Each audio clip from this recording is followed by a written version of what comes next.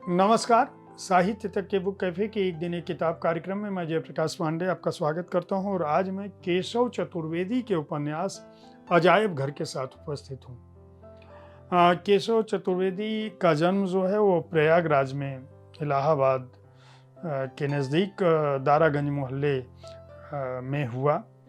पिता जो है उनके सरकारी सेवा में थे, तो इसलिए काशी, मथुरा, लखनऊ, दिल्ली में उनकी परवरिश हुई। खाना बदोशों की तरह स्कूल बदलते रहने की जो उनकी अनिवार्यता थी, उसने उनके मन में उल्लासपूर्ण स्वीकृति परिवर्तन के लिए दी। यह उनकी परिचय में लिखा हुआ है, लेकिन उनका कहना है कि भूगोल में भी उनकी रुचि थी और पर्यावरण में भी उनकी रुचि है।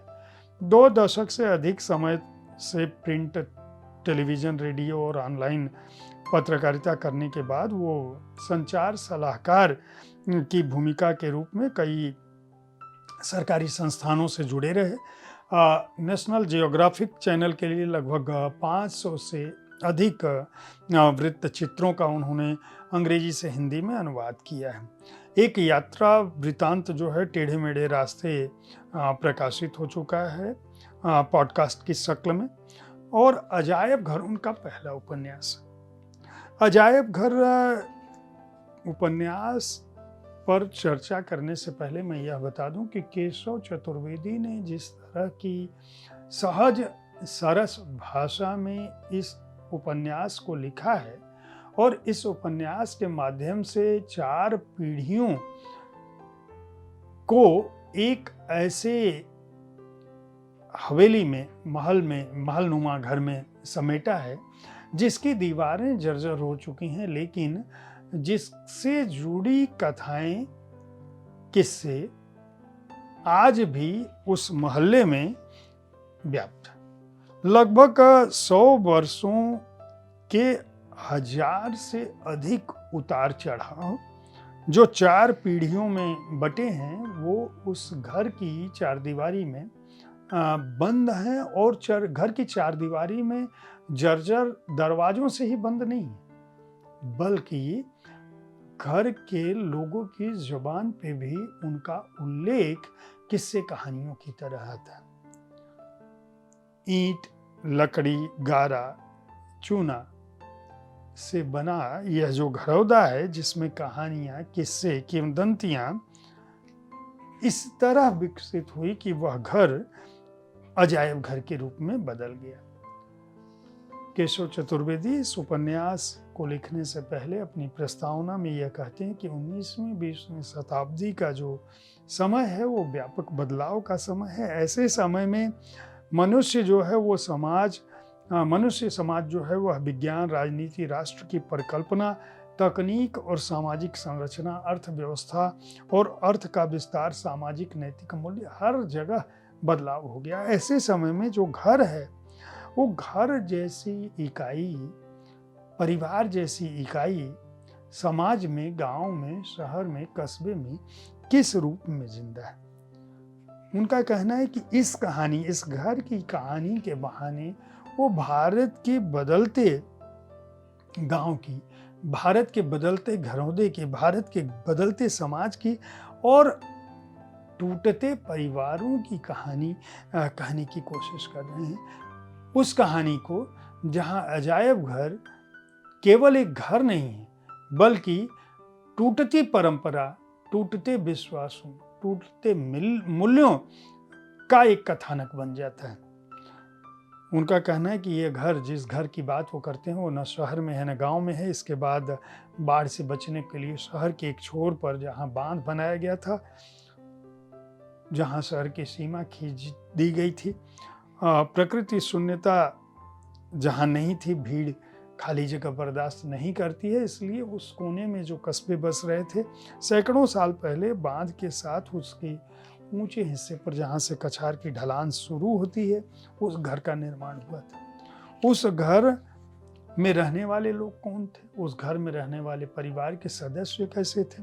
उस परिवार में जो व्यक्ति आए थे, उनका उनका क्या भव्य स्वरूप था, वो कहाँ से आए थे, किस तरह से आए थे। शंकर से ये शुरुआत करते हैं। गाँव में कम से कम मोहल्ले के लोग उनको शंकर के रूप में ही जानते थे, उनकी पत्नी को दुर्गा के रूप में जानते थे।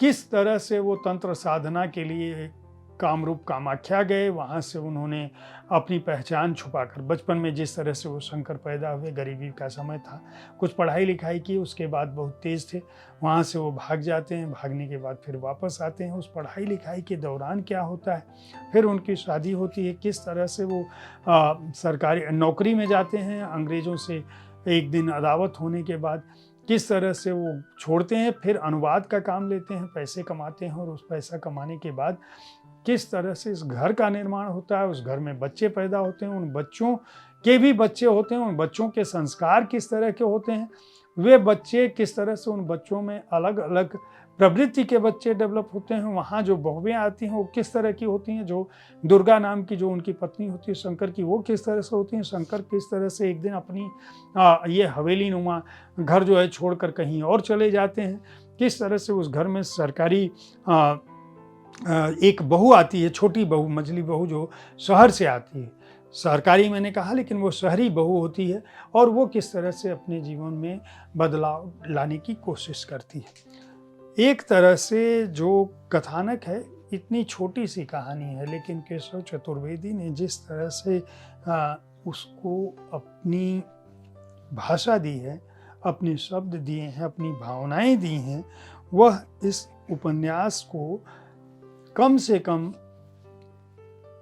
2024 के श्रेष्ठ उपन्यासों में शुमार करता है। कोई भी लेखक जिसका यह पहला उपन्यास है, वह इस तरह का की श्रेष्ठ रचना कर सकता है, कम से कम मेरे लिए आश्चर्य की बात है। वह भी उम्र के इस पड़ाव पर। केशव चतुर्वेदी अपने इस प्रयास में बेहद सफल हुए हैं, और अगर आप हिंदी की कोई अच्छी कृति पढ़ना चाहते हैं तो अजायब घर को खरीद कर ज़रूर पढ़ें। आप इस उपन्यास को पढ़ने के बाद मेरी इस बात से सहमत होंगे कि वाकई अजायब घर जो है हिंदी साहित्य में एक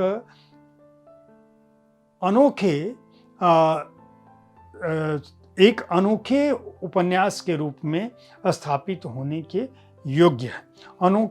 अनूठे इसलिए क्योंकि इसकी भाषा, इसका कथानक, इसका कथ्य, इसका शिल्प बेहद श्रेष्ठ है, जो कहीं से भी यह नहीं बताता है कि केशव चतुर्वेदी अपनी पहली कृति लिख रहे हैं। निश्चित रूप से उनके पास जो जीवन अनुभव है वह इस उपन्यास में दिखता है। ये पीढ़ियाँ हमारे आसपास की हैं, यह एक बड़ी बात है। अगर आप कस्बाई माहौल में रहते हैं तो आपको इससे और भी अपनापा महसूस होगा। इस पुस्तक को काव्यांश प्रकाशन ने प्रकाशित किया है। मूल्य 350 रुपये है और पृष्ठ संख्या है 240। उम्मीद है साहित्य तक का यह एपिसोड आपको पसंद आया होगा। इस कार्यक्रम में आप किस तरह की पुस्तकों की चर्चा चाहते हैं उसके बारे में अपनी राय से हमें अवश्य अवगत कराएं। हमारी कोशिश होती है कि विविध विधाओं की पुस्तकों के साथ मैं आपके पास हर दिन पहुंचूं, ताकि आप अपनी पसंद की पुस्तक का चुनाव कर सकें। कल ठीक इसी समय ऐसी ही किसी कृति के साथ फिर मिलूंगा। देखते रहिए साहित्य तक। धन्यवाद।